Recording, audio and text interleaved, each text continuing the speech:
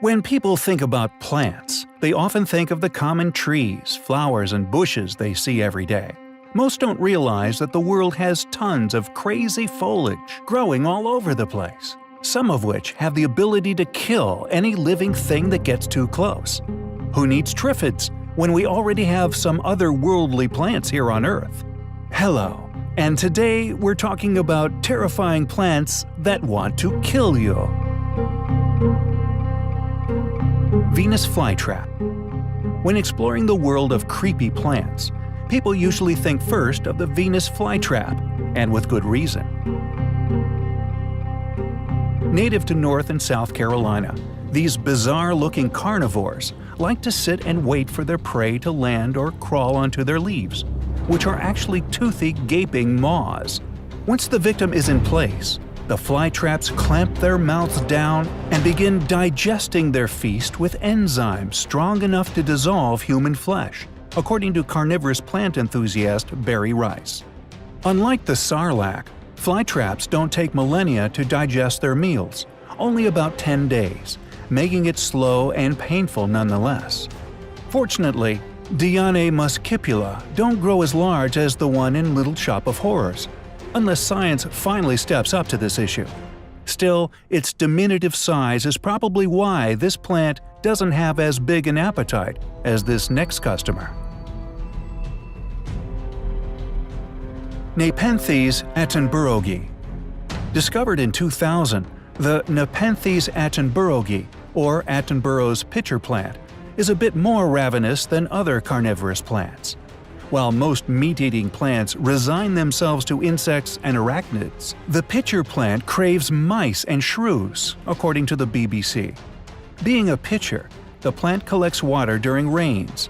When rats and other vermin, and even birds, peek their heads in to take a sip, the Philippine plants slap down their lids, trapping their unlucky yet juicy quarries in their football-sized traps and begin dissolving them.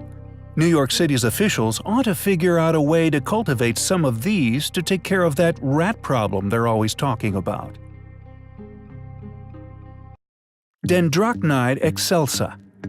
Dendrocnide excelsa, or the giant stinging bush, looks like any other plant, and that's where its otherworldliness comes from. It's learned how to camouflage itself so it doesn't stand out. Herein lies its treachery. This innocent-looking Australian plant actually possesses an incredibly painful, poisonous sting, which has been known to kill dogs and horses. People who have had contact with the sting, such as ecologist Marina Hurley, describe it as a combination of acid burn and electrocution. In fact, the sting is so agonizing that once an Australian police officer shot himself in order to escape the pain, according to Australian Graphic. Another man claimed to suffer from the plant for 2 years after his pricking. Intriguing note: the British Army supposedly used the tree to develop chemical weapons at one point in the 60s. They found the right plant. Doll's eye. The Actaea pachypoda, or doll's eyes, looks like a demon out of some Japanese horror movie, despite the fact that it's an all-American plant. While a white flower bearing a single black berry looks and sounds innocent enough, having 10 or more of them staring at you from their, on average, 2-foot-tall blood-red stalk is enough to give anyone the heebie-jeebies. When you add the fact that the plant is poisonous enough to kill a human, it magnifies the plant's demonic nature. Should anyone want to ingest the berries for whatever reason, he or she can expect a sedated heartbeat, along with hallucinations, dizziness, and possible death, meaning that it could very well drag a person to the underworld. However, the poisons have no effect on birds, which is how its seeds are spread, and that means the birds are in cahoots with this plant. Any hiker who comes across the doll's eye should stay far, far away. Drosera capensis. The Drosera capensis, or Cape Sundew, is what you get when you cross an octopus with a plant and put its stomach on the outside. Another carnivorous plant, this South American perennial waits until unsuspecting arthropods land on it, which is the signal to chow down. When, say, a butterfly lands on a leaf that is actually covered in sticky tentacles, they wrap around the victim and then begin to digest it right out in the open, in full view of the victim's family, because this plant likes to have an audience, apparently. Its appetite is so voracious that it cannot be contained to one country. In 2001, the Cape Sundew went on a food run to New Zealand, where it's considered an invasive species, according to the New Zealand Plant Conservation Network. It truly is an alien plant. Strychnos nux vomica. It should come as no surprise that the strychnine tree is poisonous. However, most may be surprised to learn just how toxic the Strychnos nux vomica is. It actually contains two poisons.